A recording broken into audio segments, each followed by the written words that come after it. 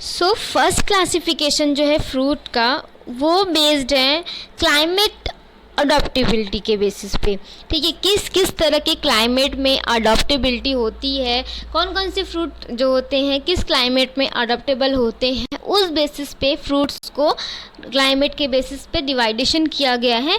तो फर्स्ट जो है बेसिकली तीन जो है क्राइटेरिया हैं, यहाँ पर तीन तरह से कैटेगराइज किया गया है। फर्स्ट जो होता है temperate fruits, then tropical and sub tropical.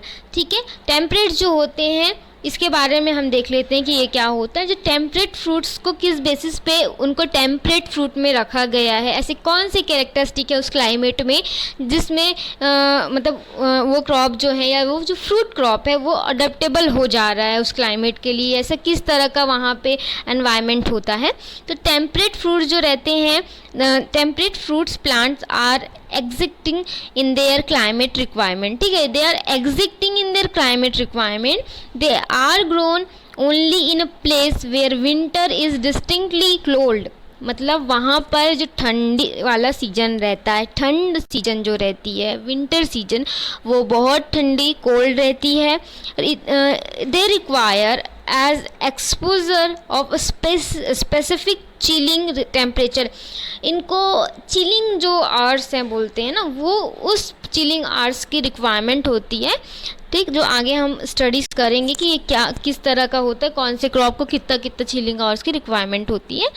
तो यहाँ पर ठीक है, यहाँ पर यही हमने देखा कि specific chilling temperature for certain period without which they do not flower. अगर वो जो इनको रिक्वायर है सम टाइम के लिए या सर्टेन निश्चित टाइम के लिए इनको जो चिलिंग आवर्स हैं या जो भी चिलिंग टेम्परेचर की रिक्वायरमेंट होती है, अगर वो चिलिंग टेम्परेचर इनको नहीं मिलेगा तो इनमें फ्लावरिंग नहीं होगी, अंदर फ्लावरिंग नहीं होगी तो फ्रूटिंग तक तो कोई बात ही नहीं है। तो इस तरह से ये इनको मतलब वो एक्सपोजर चाहिए, वो चिलिंग आवर्स चाहिए, जब ये उनको प्रॉपर सर्टेन डेज़ के लिए जितने भी उनके रिक्वायरमेंट डेज़ हैं उसमें उनको ये चिलिंग आवर्स मिलेंगे तो उनमें फ्लावरिंग होगी एंड उनमें बेटर फ्रूटिंग होगी। तो इस तरह से इन्वायरमेंट जो है टेम्परेट फ्रूट्स को रिक्वायर होता है।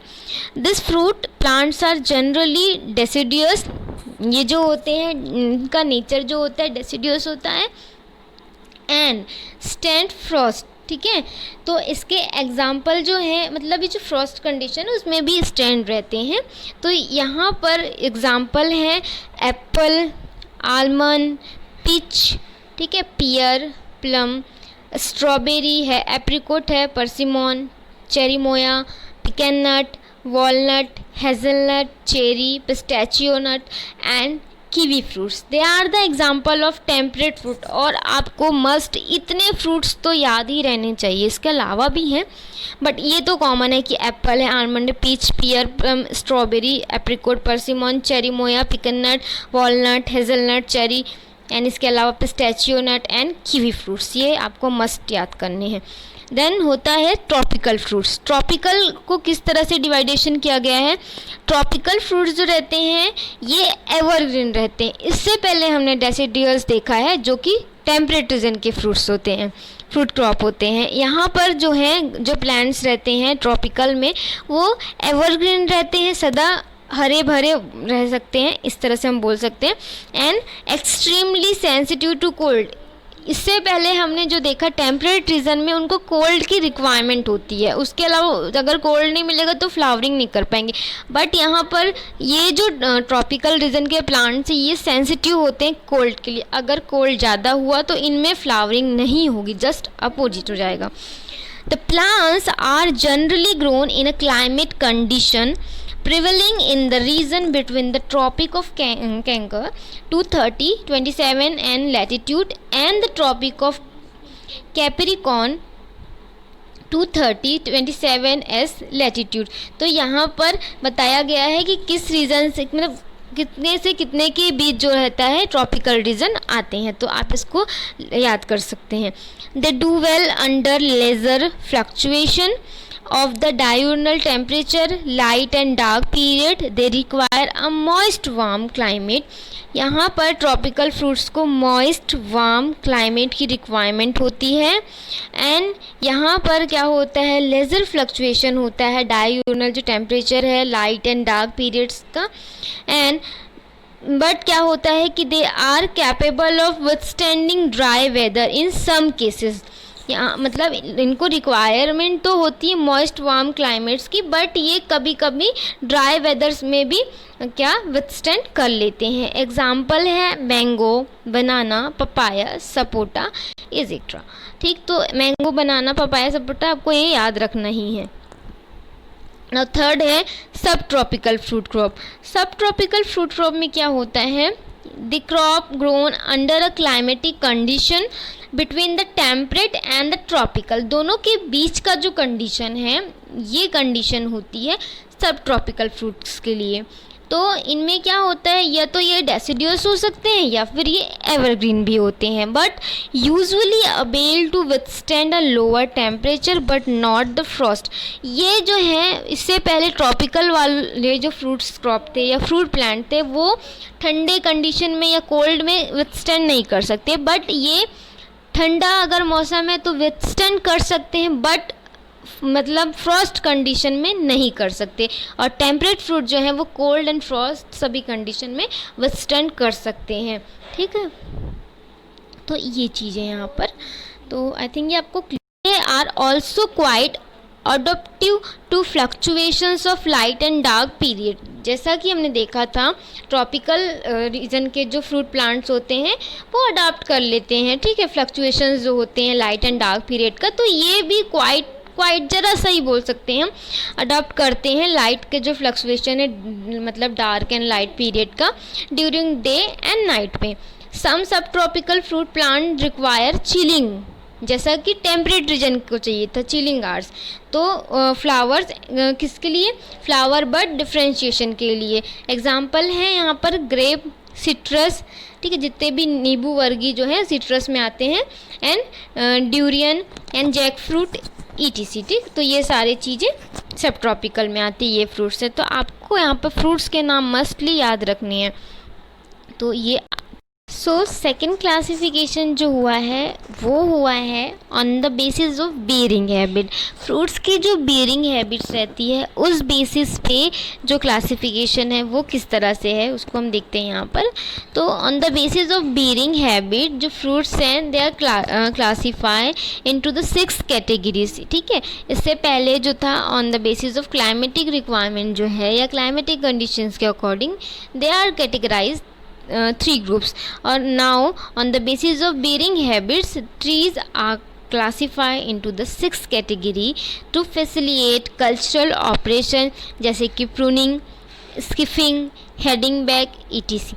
तो fruit bird जो हैं they bore terminally and giving rise to inflorescence without leaf। तो पहला जो है वो है ऐसे फ्रूट बर्ड्स जो कि क्या टर्मिनली, ठीक, वो जो है टर्मिनली ब्रोर होते हैं and giving rise to inflorescence without leaf. बिना लीफ का उनका जो इन्फ्लोरेसेंस है उस तरह का इन्फ्लोरेसेंस उनमें होता है, जैसे कि मैंगो एंड चेरी में। तो याद रखिएगा, मैंगो एंड चेरी में जो फ्रूट बर्ड्स रहते हैं वो टर्मिनली बोर होते हैं एंड उनमें जो इन्फ्लोरेसेंस रहता है वो विदाउट लीफ रहता है। देन फ्रूट नेक्स्ट है the fruit bird the born. यहाँ पर जो बोर है वो बॉर्न होगा, सॉरी वहाँ पे आई थिंक टाइपिंग मिस्टेक है। तो नेक्स्ट है कि फ्रूट बर्ड्स जो रहते हैं दे बॉर्न टर्मिनली, और यहाँ पर भी टर्मिनली ये बॉर्न होंगे। इसके अलावा इनमें unfolding to produce leafy shoots which terminate into flower cluster. तो यहाँ पर जो है अनफोल्डिंग जो है to produce they produce leafy shoots जो कि बाद में क्या होते हैं फ्लावर क्लस्टर्स में चेंज हो जाते हैं, जैसे कि है एप्पल। एग्जाम्पल जो यहाँ पर एप्पल है। देन थर्ड है fruit bud they borne terminally and unfolding to produce leafy shoots with flower.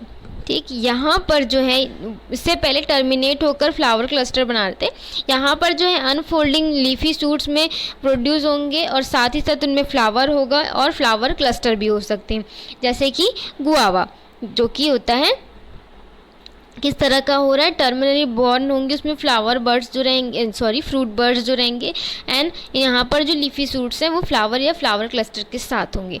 Next है फ्रूट बर्ड दे बॉर्न लैटरली। ठीक है, यहाँ अब तक हमने टर्मिनल देखा, अब हम देखते हैं लैटरल कैसे फ्रूट बर्ड जो है उत्पन्न हो रहा है। तो फ्रूट बर्ड जो है यहाँ पर they born laterally and containing flower part only, यहाँ पर केवल और केवल फ्लावर पार्ट कंटेन करते हैं इस तरह के फ्रूट जो ट्री हैं, and giving rise to inflorescence without leaves और sometime leaf present, they are reduced in size, जैसे कि सिट्रस आपका एग्जाम्पल है।